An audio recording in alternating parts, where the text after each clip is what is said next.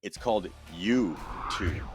You is a big part of it, and if it's not you, then who's to say those videos are going to get views? And we want personalities, we want opinions. I think that would give a lot more personality. And it's like my main help again is like teaching you how to write a script, teaching you how to make a video. I just want to teach you what I know so that you can apply it to what you know.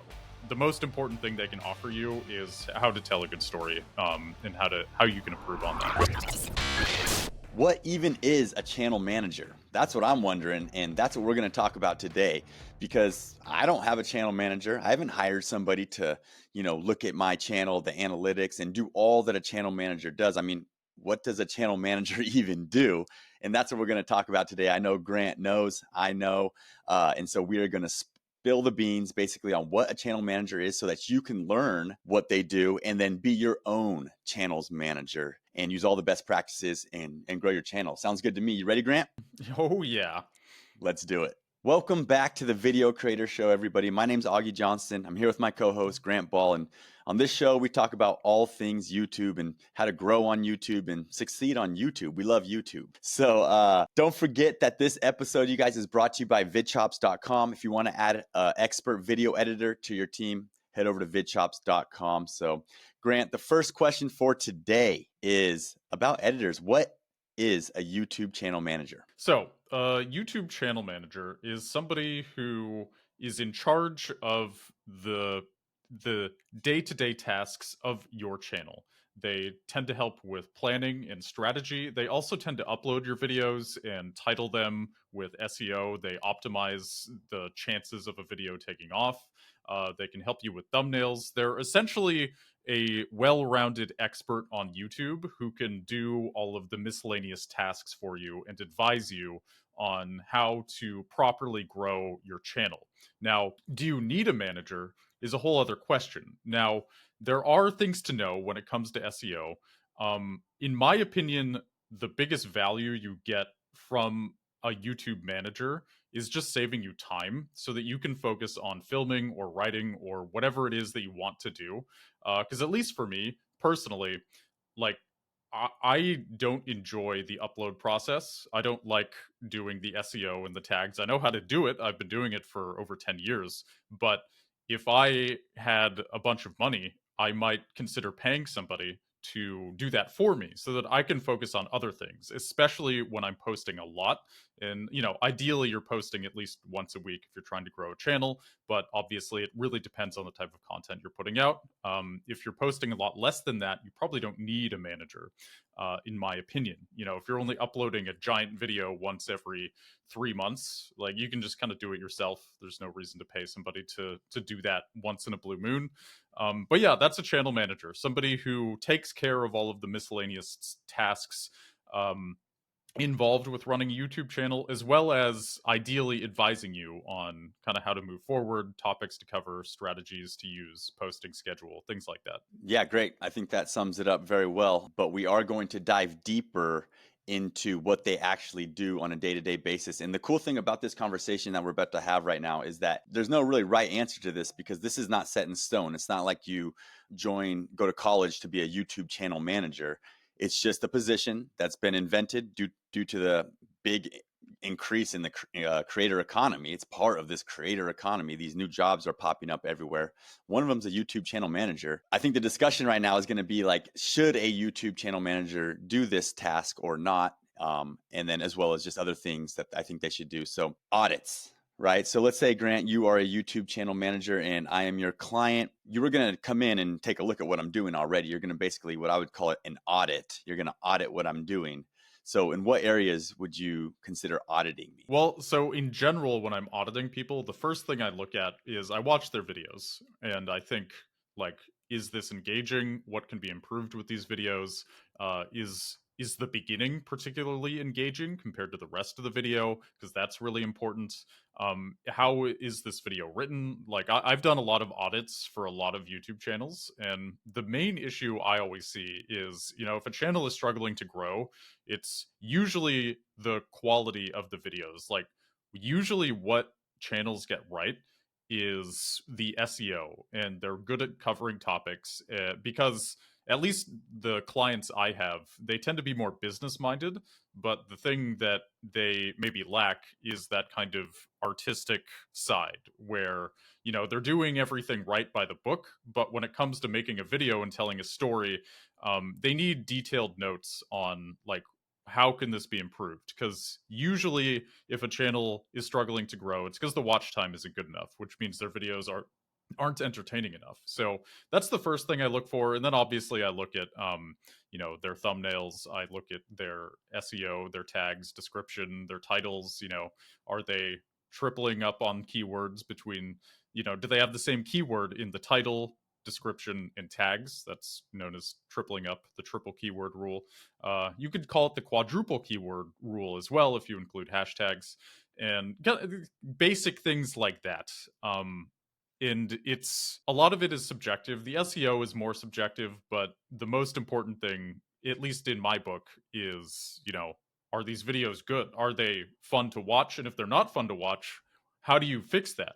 And I think a lot of people struggle to answer that, and that's why I keep finding work, because people don't know how to do it. Yeah, so first of all, we're going to talk about those three things that you just talked about here in a second. But yeah, Grant, you basically do this service for people, right? Yes, yeah. Yeah. So essentially, you come in and you audit. Right there, you talked about the SEO audit. So you'll come in and look at SEO and stuff. Then first you talked about actually the content audit, right? You're looking at the actual content. You're watching the videos, multiple videos, and checking for best practices, basically, right? Like the hook. Do they have a hook? You said, is the first part more engaging than the rest of the video? I think that was a great tip. So the actual content. And then I think you also mentioned the channel, like a little bit of a channel audit, meaning, SEO related with tags and all that kind of stuff. What was the other part about the channel that I'm forgetting? Well, I talked about the triple keyword rule, the topics, the posting schedule, thumbnails, like kind of all the basic things involved with running a YouTube channel. There's just a lot to know, a lot to get good at, get better at, and it just helps to have somebody who, yeah, I've been doing this for 10 years, so it makes sense, I think, to pay somebody to look at your channel, tell you what you're doing wrong, what you could be doing better, and then you take that information and you can use it yourself. Like my goal is always to put myself out of a job with my clients, and that works for me. I want to help, Yeah, and you mentioned also a little bit about how YouTube channel managers can help you with strategy. So that's basically, coming up with topics and titles, coming up with content ideas, like maybe formats, different video formats. Try this, try that. Is there anything else that would be part of helping somebody with their strategy besides just that? Going back to watch time and like how entertaining a video is, one thing I'll do is, if I feel like their videos drag on or they have a bunch of superfluous information that doesn't necessarily need to be there, sometimes I'll recommend making shorter videos but releasing more frequently, because maybe there's a lot of good information in a video, but kind of half of it isn't necessarily relevant to the topic of a video. Like so yesterday I actually gave notes on a script for a client. The video was about, will there be a housing market crash? And like a third of the script had nothing to do with the housing market crash. It was more of like how to be, that third of the script that I recommended they remove, which they did, was about how, like, how to make a smart home buying decision. And that's clearly tangential and like kind of relevant, but ultimately you always want a video to feel like everything has to do with the topic at hand and you're not like meandering, unless it like, if you're doing a lengthy video essay and it takes you like a while to kind of turn it back around and explain why all this is relevant to what you're talking about, that can be okay. But yeah, the mistake a lot of people make is, they just kind of meander through this script and they're not like tying it back to the thesis here. So I usually recommend like take this information that's good, put it in a different video, and then you can release two shorter videos instead of this long video that just isn't going to get as much watch time. So a lot of the strategy is just kind of like looking at what a script should be, in my opinion, and trimming the fat.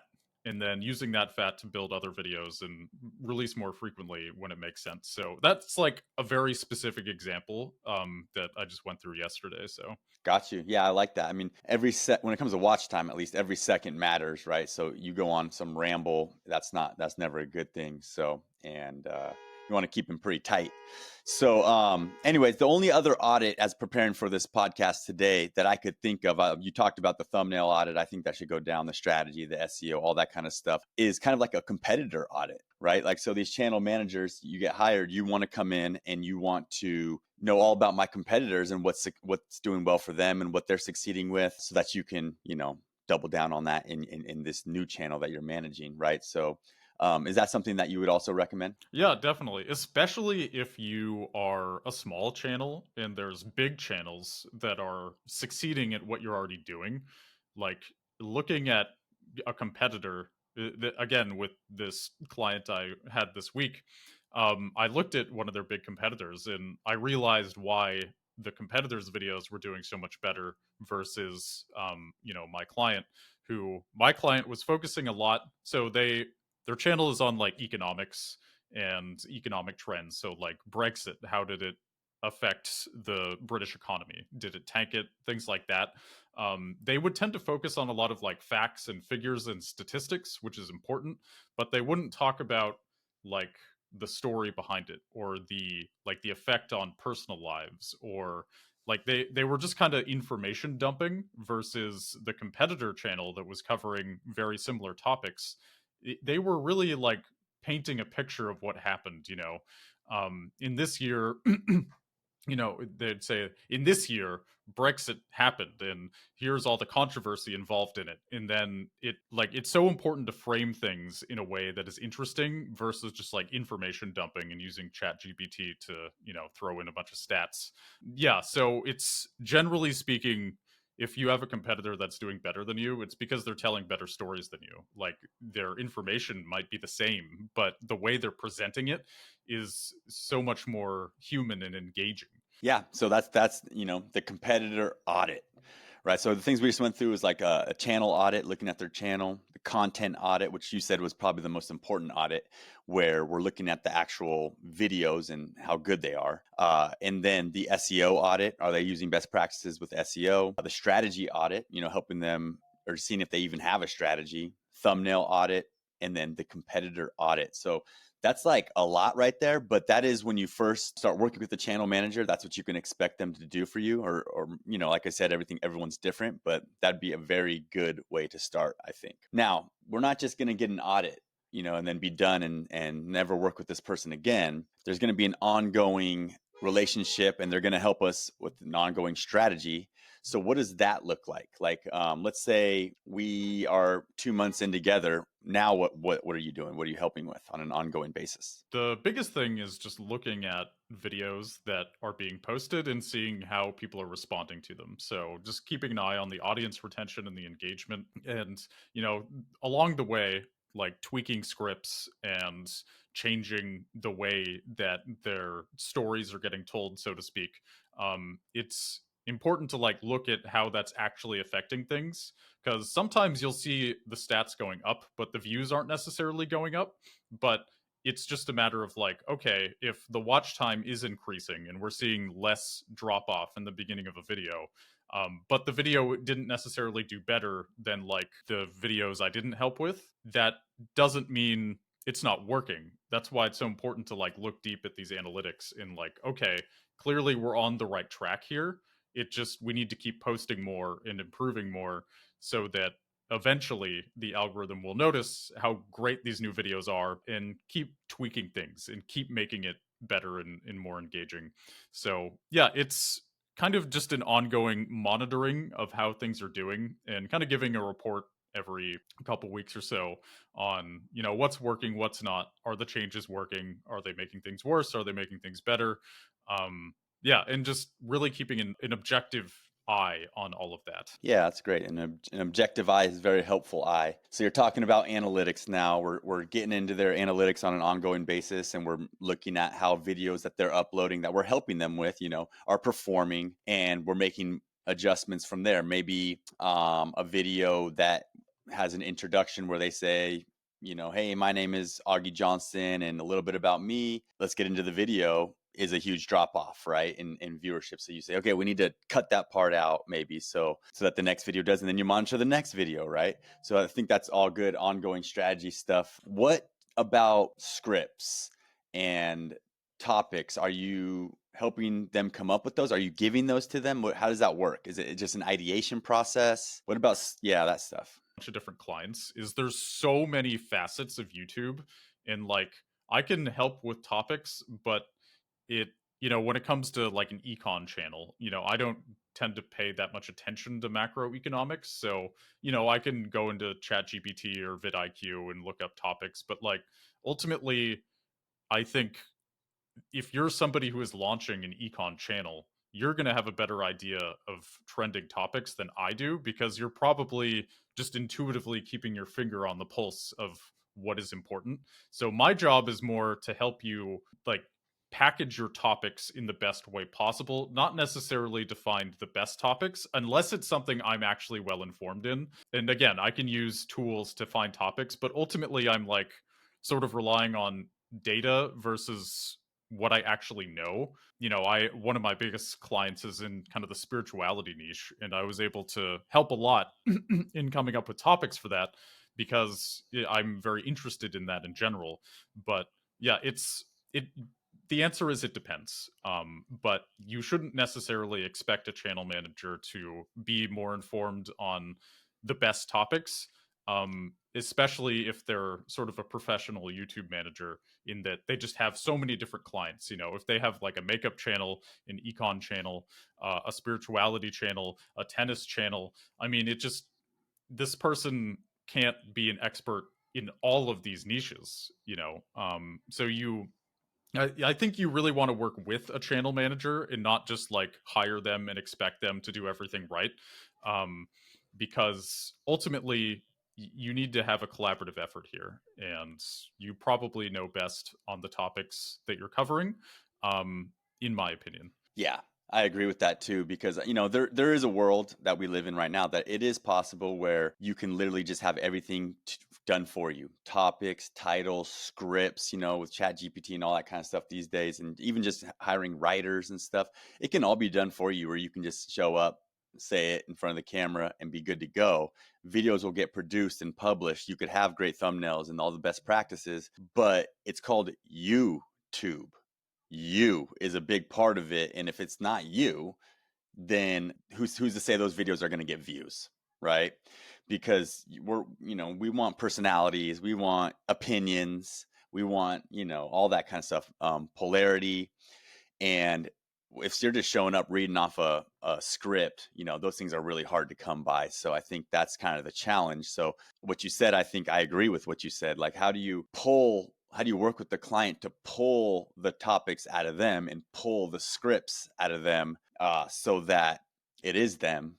And I think that would give a lot more personality, and just, you know, expertise. Is You're the expert. You should be coming up with it, not me, who, like you said, is a YouTube channel manager, not an economist, you know?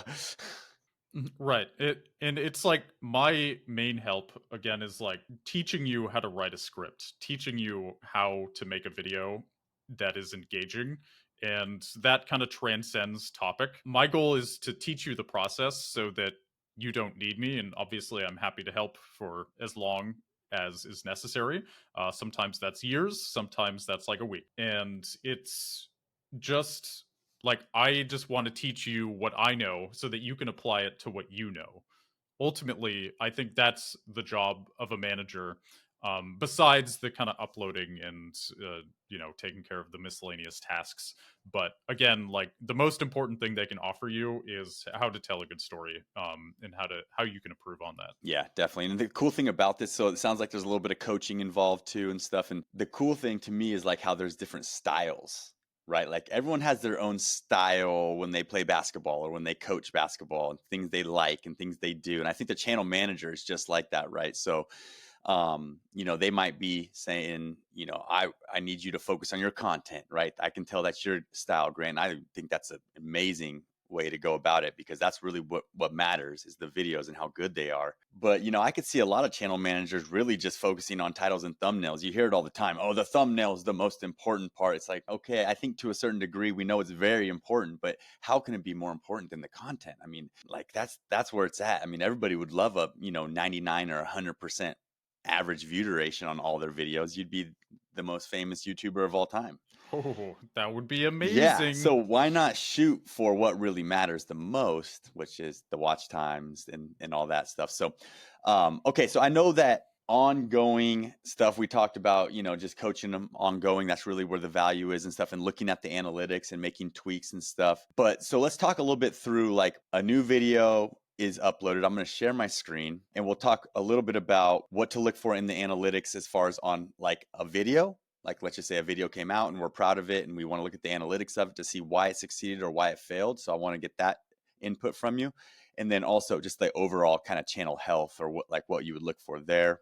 And I can share some of my opinions too. Let me go ahead and share my screen right now. There it is. Ooh. So let's just start on a video, because this is our channel. Yeah. And like I said, we've had a couple small wins recently. So I'll go ahead and just talk about it myself to start off, and then I'll start popping some questions. So these are two videos that long form videos that we've had some success with recently. You can see it's top content in this period, last 28 days, I think this is. But we were able to get, a 515 view video and a 692 view video. It's kind of this new format that we've been doing, this new editing and all this kind of stuff, new topics. So we think we're onto something maybe a little bit. So let's say we release one of these videos. Let me just go to content real quick, and let me go to, as you can see, some have flopped a little bit too. So we're just trying to learn. I'm going to click on the analytics right onto the video. So what would be something you would check here, Grant? Yeah, the first thing I'd do is scroll down to the audience retention, and it kind of already said there, but yeah, so 9.4%, and the video is 55 minutes, so like almost an hour. And for an hour long podcast, in almost 10% average view duration is not bad.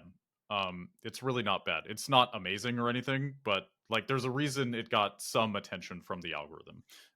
Because yeah, the channel is still pretty small, but this amount of views for an episode is like, that's a step in the right direction. We're not looking for overnight virality. I mean, that would be great, right? But ultimately we want like incremental improvements, because that's what's most practical. And so yeah, with this video, YouTube is over, or has YouTube changed? Like you said, we had a new editing style, so there was a new introduction. It was highly produced, it was very catchy, it kind of introduced you to what the video was going to be about. There was kind of a sexiness to it, right? And so we can see here that this video did well. So then I would look at another video without that new intro, so maybe like an old episode, and then I would compare the average view duration. So I'm going to expect it to be, maybe 5% or something like that. So then, see, that's the weird thing, is like, this video didn't do as well. How many views is it? 45 views. See, this is the thing, is like, why did this video not do as well, even though its audience retention is higher? And yes, it is a little bit shorter, which I think is the reason why it's 15%. It's just like, so my guess here is, yes, the audience retention is lower in the other video, but I'm guessing that the drop off in the beginning is a lot less, and that's why the video is getting promoted. Because there was probably a few people who watched this one, Myths or Truths, that they watched it all the way to the end, but then most people just immediately clicked off. So there's kind of like a skew in the data. Whereas the other video that did do well, it probably less people clicked off in the beginning, and that's why it got promoted. Okay. Yeah. And if I was to throw some more kind of ideas out there as we look through this, is kind of an interesting case study. Click-through rate's low, right? So 1.6%. I can't remember what the other video was, but it might have been higher, you know? So that helped as well. But yeah, 1.6. Let me go back to the other one. Yeah, it's so funny. If we were to click on another one, though, the average view duration would be lower, most likely. Yeah, if all things equal, 60-minute podcast, 60-minute, the average view duration would be lower than the first one we checked. But let me see if I can find it now. Here it is. Okay, back to this analytics. Click-through rate was 3%, so it was higher. So there's a part of the reason this video did get that is because of it beat the other one in click through rate. So we know it matters. But okay, yeah. So as we're looking through this, right, we're looking at all these metrics. We're looking at the main thing is you wanted to come down and see the average view duration and the average percentage viewed. That's the first thing you're checking. And like you said, I think the most important thing you said was we're looking for the improvements, right? We want improvements in these kind of numbers. So Grant and I now know if we can create another video that has at least, let's say, a 10% average percentage viewed, and let's say it's even longer than this, or it's the same, with an average view duration longer than 5 minutes and 13 seconds, and we can get that video to have a click-through rate above 3%, then we're going to put ourselves in a pretty good spot for that video to do well as well, right? And like you said, it's incremental improvements which really matter, because it's a snowball effect and it compounds. Because not only did we create another video on our channel that's better than this one before, but people are going to go back and watch that other one as well too down the line, and that's where the compounding kind of exponential stuff can happen, where eventually we do release a video that does very well, and we're talking about maybe the click-through rate went through the roof, average duration, all that stuff went through the roof, and it's a little bit viral, and we get maybe thousands and thousands of views on it. Then the snowball happens. People start getting recommended our older videos that are good, like this one, and they watch it as well, maybe enjoy it even more, and we're off to the races. So anyways, either way, it's good news for us. Is there anything else you wanted to add on this part before we look at the overall health? Yeah, that was fun. But like I said, it was our example that we pulled up didn't quite nail it on the spot, but if we were to dig deeper into other videos, then we would see that what Grant said does hold true. It was really, I guess, the click-through rate. Grant, would you agree? Yeah, the click-through rate helped a lot. Yeah, it was twice as high on the video that did better. And the video that did better also, it said like 67% of people were still watching at the 30-second mark, which is above typical. So above typical means did better than average in the first 30 seconds, which again is huge. Like, YouTube wants to know if your video can keep people for at least some time, because I think the most common experience of a video on YouTube is people click on it, they immediately get bored, and then they click off. So if you can avoid that, even if you only have like a 10% audience retention for an hour video, if you're keeping people for like 9 minutes on average, that's not bad. That's 9 minutes of audience retention, And there's so many other factors too. Like, are people staying on the platform and clicking onto other videos? Is Colin and Samir getting recommended next to us and they're clicking on that and subscribing there and binging there? And, we started kind of this evolution of them watching more videos. There's a lot of factors, but, you want to keep the main things and focus on, click-through rate and watch time and all that stuff for sure. So, okay, here we are on our channel. Like I said, we got 4.2 thousand views. We release short form videos on here, which we haven't spent a lot of time strategizing about at all. But just to be honest, me and Grant are kind of at this point where we were for the past year or so on this channel, where we were just kind of getting content published. It was kind of a content machine that we were running, which is good, but we weren't really focused on strategy and stuff. And lately we've been doing a little bit more of that. And it's been paying off. All right, what are you looking at on this screen? Well, the first thing I'm noticing is the real-time view count. So 422 views in the last 48 hours. And on a channel of this size, like, that's pretty good. Like, that is a big step in the right direction. It is very clear that this new style of intro and this new style of episode is working really well. So for those who don't know, kind of before, we mostly did interviews with other YouTubers. I would interview other YouTubers, and then we'd have like an episode where Augie and I would talk like this. But it tended to be a bit more abstract.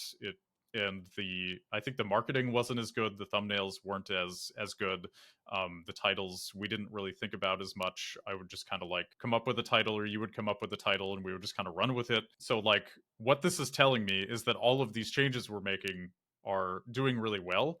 And not only that, but like, the algorithm is actively picking these videos up. It's not like when a channel that does poorly, what you tend to see is like a spike in views whenever you release a video, and then it goes back down to zero.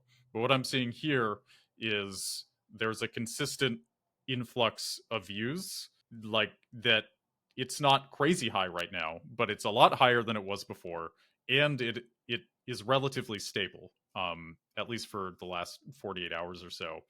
And you can tell by all these green arrows that, yeah, so you can see there, it's just like there's lots of little spikes as opposed to like a giant spike and then going down to zero in the more recent months here. So Yeah, there's our last 90 days. So 90 days is always a great indicator because it's long. 30 days is kind of short, to be honest. But yeah, you can see, this is right where we started uploading again, and there we go. We're having some good days compared to the past. yeah, like you can see it never goes down really close to zero since we started posting these new style of episodes, and that's really what you want to see. You don't want to see a video get like attention from your subscribers and then nothing. Like if that's happening, then your videos just are not getting recommended in the algorithm, and there's something you need to fix with that. And yeah, so right now, just so everybody who's listening, only 21 subscribers in the last month, 4.2 thousand views. Some are short form, but our best performing videos have been these long form videos. So I guess that says something about our